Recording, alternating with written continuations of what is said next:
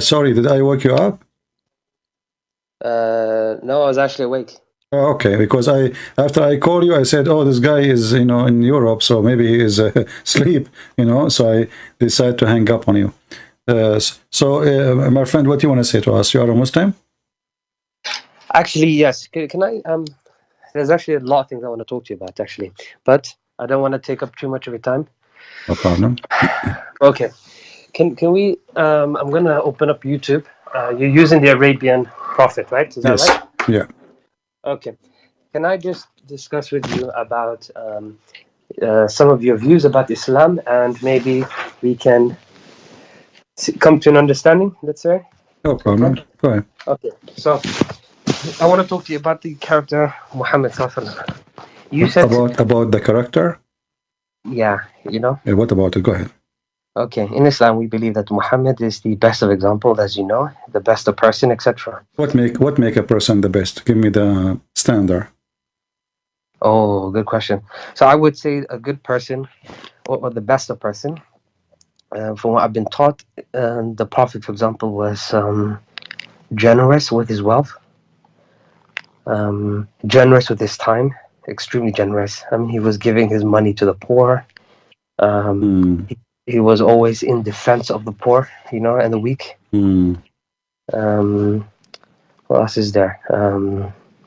I mean, his whole mission was for the poor, right?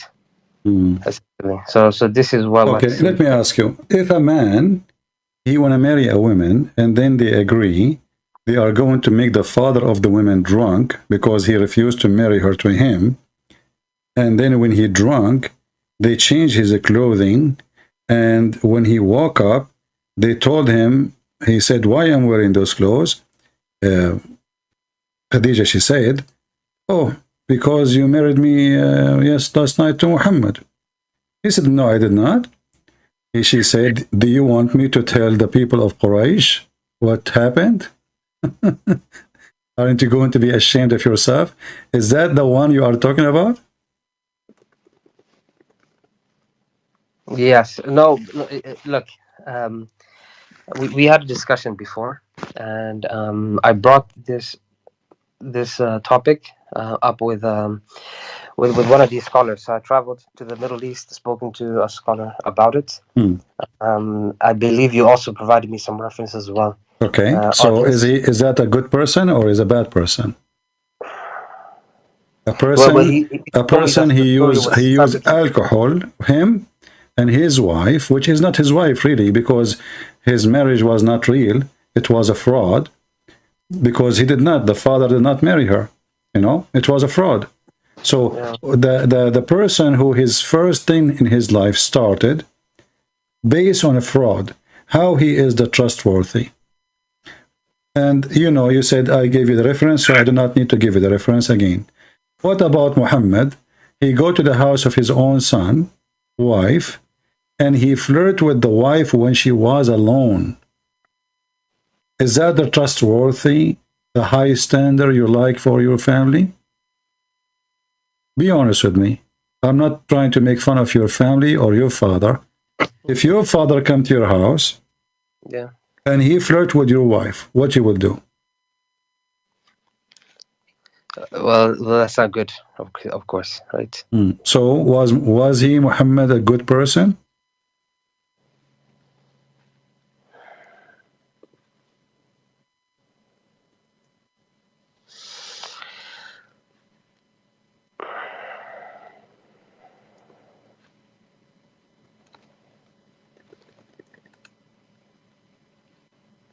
I'm waiting. Yeah. Okay. Did I take you in a surprise? With my question, you see, because you are the one who starts saying, I brought to you a subject and etc. and about Muhammad, how he is, the best, and he is the best example, and etc. And then it turned to be that everything you said is not true, my friend, because those two things is telling me the quality of the man. You said to me that he gave his money to the poor. Muhammad, he took the fifth of every attack to his pocket. What poor? When a blind man, he came to his house, Muhammad made fun of him, and he kicked him out. There's a chapter in the Quran about it, because the people start speaking against him, saying, what kind of a prophet? He make fun of a blind man just because he's speaking to the rich people of Quraysh. Where is the quality? Imagine now you are talking to me, and a blind man here, and I say to him, shut up, I'm talking to this rich man. Is that the quality of a prophet of God? Okay, and in regards to that story, he did not tell him to shut up. He No, turned he away. did. No, he did. He Are you did. referring to Abasa? Abasa wa tawalla, exactly. Yeah, he did. Because what Abasa mean? Let's just open up the Quran. Give me 1 second. What Abasa mean?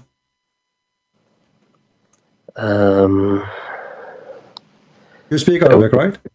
No, not so much. Sorry. Okay. Chapter 80, verse number 1. Yeah, I'm just opening that up now. Okay. Sorry, give me 1 second. We got the Abasa here. Okay. Yeah, he frowned and turned his attention away. Okay, what frown mean? And turn his way. What does that mean? Frowned. So you know how you can have a smile, You but then the no, opposite of he smile. gave him a face.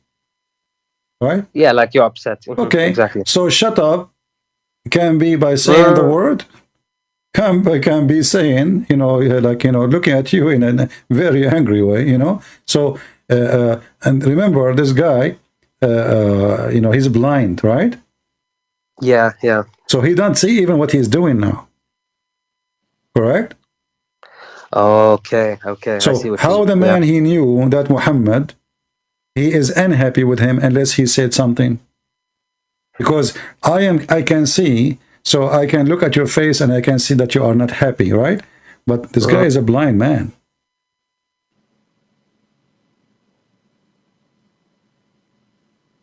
When the blind man came to Jesus, he said to Jesus, I want to see Lord. He's a blind man, poor, and homeless, And this is Jesus himself, walking in the street. Hundreds and thousands of people want to talk to him, asking for things to do. What Jesus did? He made him see. As simple as that. Here, we have a guy is not asking Muhammad to make him see. He just want to learn about Islam. Imagine now, a person, he want to call me, and I'm talking to you, and he called me baby before you. I hang up on him and says, get lost, you are a blind man, you are poor. And even the interpretation says, Muhammad was afraid that the rich people of Quraysh will say, look who is coming to his house. Is that correct? Oh, I don't know this. I really don't. You can open the interpretation and you will see. It says that Muhammad, he was worried that the people of Quraysh, who are the rich, the leaders, they will say, look who is the followers of this man. So if we go to chapter 80, and I will show you the interpretation. Ibn Kathir, is that what you're using? This is a website. It has Ibn Kathir in English, in Arabic, sorry. But if you want Ibn Kathir, we can go to Ibn Kathir, no problem. But there is a book, it's called Asbab al-Nuzul, actually. Yeah. Which is better, because this is to give you the reason for the verse to come down. Yeah. We are waiting for the page to open. Here we go. So here it says, here is giving you all the story about what happened supposedly. And then Ibn Maktoum, he stood up and he said, oh, Messenger of Allah, teach me of which Allah has taught you. The guy, he did not do anything wrong, Correct? Okay.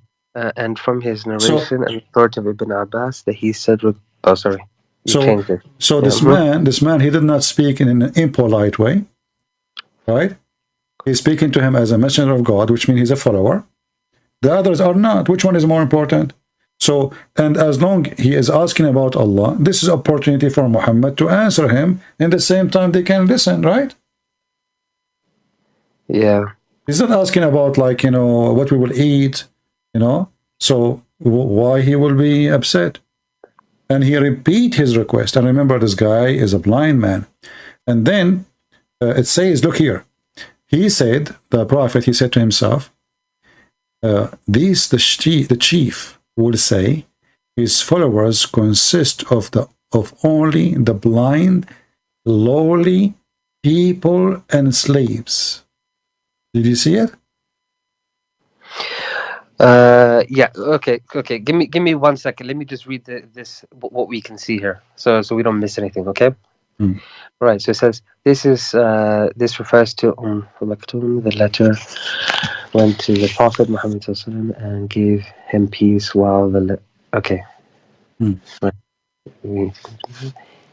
Why Muhammad is worried about that he have poor people, they are his followers? Why it matter if they are rich or poor? Why does it matter? Yeah. Well, you have to remember it actually does matter, first of all. Why? Right? Okay, so for example, if you went to Saudi Arabia and you went and preached Christianity, you know that right now it's illegal, right? Okay. But let's say that you managed to convert one of the prince to Christianity. You will be in a much better position to keep on going as opposed to converting a blind person in the street. But remember, is it right? No, but this is not right, because simply, first of all, Muhammad is not in a society which forbid him from teaching. As you know, the Arab, they have 360 gods around the Kaaba, correct? Which means they are really very tolerant to other belief. And this is a proof that all what Muslims say is about how intolerant they are, it's a lie. It was Muhammad is intolerant to them, not the opposite. Because the Arab, as you see, they have all those gods around the Kaaba and nobody kill anyone. Nobody kill anybody. Everybody worship his God and everybody's fine. So Muhammad here, he have a freedom to teach and nobody oppress him. And now he is speaking to the leaders and they are coming to his house. Correct? Yeah. And the question is about God. So in any way, Muhammad, for him, it's an opportunity to teach about his God. Somebody opened the topic. Thank you for opening the topic. Let us teach you about God. This is what he want to do? But look what he thought. He thought, oh, he didn't say, I want to convert the chief. He said to himself, look. Now they will say, the only one who follow him, they are the blind, the lowly, and the slaves. So Muhammad is the one who looked down at the Muslims, not the chief. In fact, the chief, they are the one who will start wondering why he's doing that.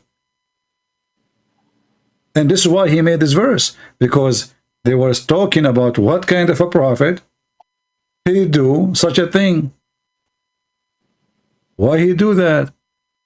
Muhammad's second day, he starts saying, oh, he heard the news about, they are talking about how bad he is, that he, gave a face to a blind poor man. He was not the decent, ethical prophet of God. He was the opposite. He cared for the rich. He don't care for the poor. And you said something very important, that because if you convert a prince, it's better than converting a poor. That is satanic. That's how is that satanic? It is satanic, because you are living, you are not seeking really saving souls. You are seeking business. You want to have a successful business. If God is with you, who is the prince? Who is the king? No. I think you misunderstood what I said. No, I did not. No, I did not. He is trying to convince the chief, because that will make it easier for him to spread Islam, correct? Not only easier, but it will be in a much safer environment as well. Well, my friend, the Muslim, they claim that the family of Muhammad, they are the most powerful in Quraysh. So what safest environment? And no one claimed that. Okay, they claim he's from. Isn't Muhammad? He claimed that his family is the best of Quraysh. And then later we find that all of them, they are homosexual. So my friend, listen. Wait, really? Homosexual? Yeah, you can go read my book, Sex and Allah, and you will die laughing. All of it is coming from your Islamic books. All of it. Zero. Okay, but are you saying the Prophet was homosexual as well? I'm not saying he is. Properly he is. As an example, Muhammad, he go and he opened the door totally naked and he kissed men. When he is naked, is that something nice, normal? I don't know. You tell me. So totally naked, you mean absolutely naked, kissing men? Is that what you're saying? Absolutely naked. Kissing them where, in the mouth or something? I don't know where he kissed him. I wasn't there. The hadith says he kissed, he kissed. I don't know. I mean, kiss is a kiss, kiss is a kiss. Where the kiss, I have no idea. I was not the director. Read this hadith with me. It says that Zayd ibn al-Harith, very well-known person, he said, he arrived to Medina while the Messenger of Allah in his house. So he went and knocked at his door. So the Messenger of Allah stood naked, dragged his garment, and by Allah, I did not see him naked before and nor after, and he hugged me and kissed him. How you hug a man, he is totally naked, and you kissed him? He hugged him. Muhammad, he hugged him. The guy, he kissed him. And he is naked. Yeah, well, sorry. Let me just read this again. Sorry. Zayd bin Harith arrived in Medina while the Messenger of Allah was in his house. So he went and knocked at the door. So the Messenger of Allah stood naked, okay, dragging his garments. And by Allah, I did not see him naked before nor after. And he hugged me and kissed me. They say that the meaning of naked here is that he was not wearing his ridda or upper wrap. And then towards he was dragging. Yeah, okay. So he seems that he was naked from the bottom. No. You see, this is false. The English you see there is not in Arabic. This is the Arabic is not there. This is false addition to. This is why they are adding one and etc. Here we go. The Arabic doesn't say anything of what they are saying in English.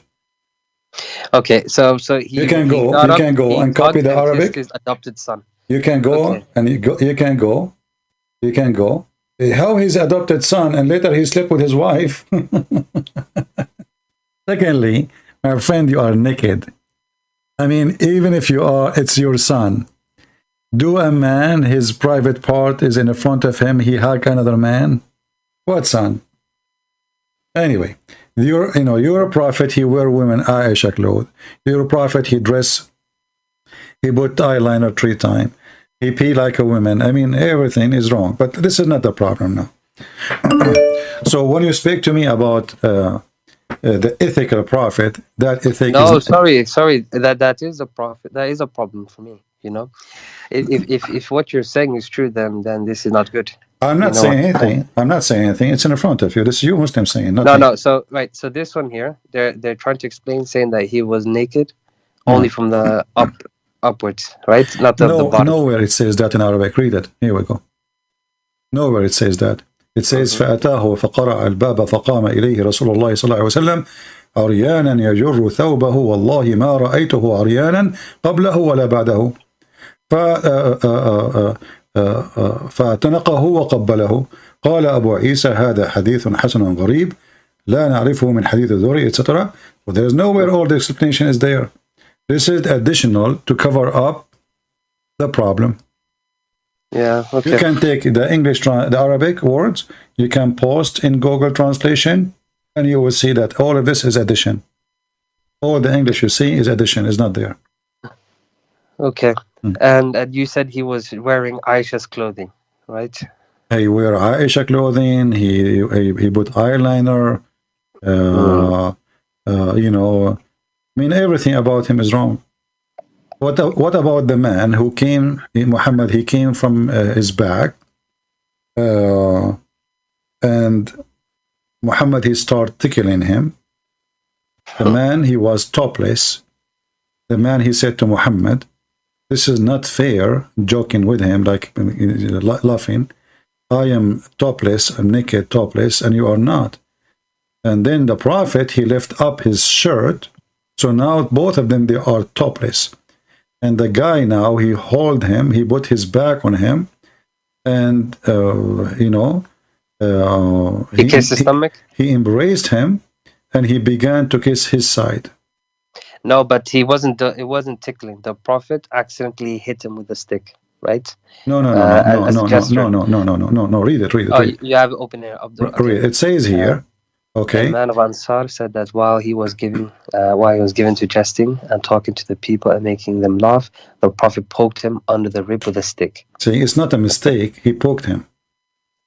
He said, let me take retaliation. He said, take retaliation. He said, you are wearing a shirt, but I am not. The Prophet then raised his shirt, and the man embraced and began to kiss his side.